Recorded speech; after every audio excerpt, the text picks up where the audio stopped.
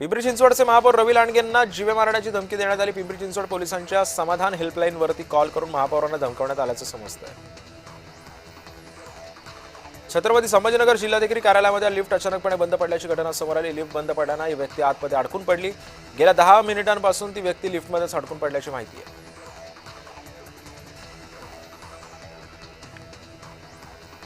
महायुतीच्या देवस्थान इनाम निर्मूलन कायद्याविरोधामध्ये राज्यातील मंदिरांच्या व्यवस्थापकांमध्ये असंतोष पसरलाय।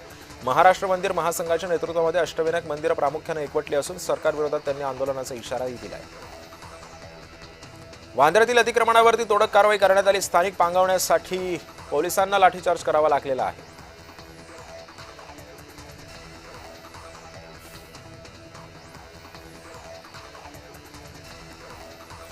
मालाड पूर्वेमध्ये अतिक्रमण विरोधामध्ये पालिकेने कारवाई केली। खडकपाडा रस्ता रुंदीकरणासाठी अतिक्रमण हटवा मोहीम राबवण्यात आली।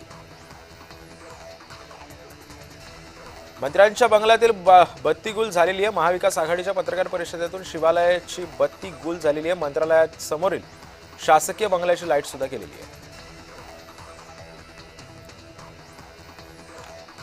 कुर्ला बस डेपोजवळील दुकानाला आग लागल्याची घटना घडली। आगीचं कारण मात्र अद्याप स्पष्ट आहे।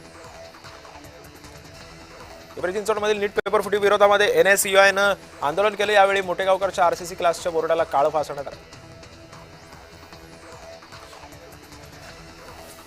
सानपाडा जुईनगर भागामध्ये होल्डिंग पॉन्ड बुजवून मैदान निर्माण करणाऱ्या आलेला आहे। अतिक्रमण करून सुद्धा मैदानावरील भराव काढून पुन्हा होल्डिंग पॉन्ड पुनर्स्थापित करण्याचे आदेशही कोर्टाने दिलेत।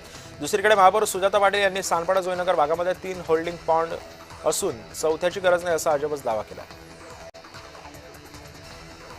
पालघर जिल्हाधिकारी कार्यालयावरती ओबीसींनी धडक मोर्चा काढलेला आहे। ओबीसींनी जनगणना वगळल्यानं ओबीसी संघटना आक्रमक झाली आहे। शरद पवार गटाच्या नेतृत्वाखाली काढण्यात आलेल्या या मोर्चामध्ये ओबीसींच्या सर्व संघटनांचा महाविकास आघाडीतील घटक पक्षांनी देखील सहभाग घेतल्याचं पाहायला मिळालं।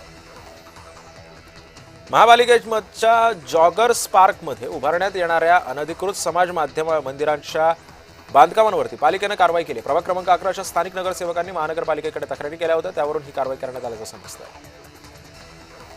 मुंबईच्या वेशीवरती खासगी ट्रॅव्हल्स बस थांबवण्याचा निर्णय घेण्यात आलेला आहे। तसंच या पुढे प्रवाशांना पुढील प्रवासासाठी मेट्रो बेस्ड कॅबचा पर्याय उपलब्ध होणार असून महापालिकेकडून हा निर्णय घेण्यात आला। नीट घोटाळ्यातील पीव्ही कुलकर्णीच्या विनापरवाना बांधकामावरती पालिकाने बुलडोझर चालवणार असल्याची माहिती मिळालेली आहे। नगर परिषद मुख्य कार्यकारी अधिकाऱ्यांनी ही माहिती दिलेली आहे।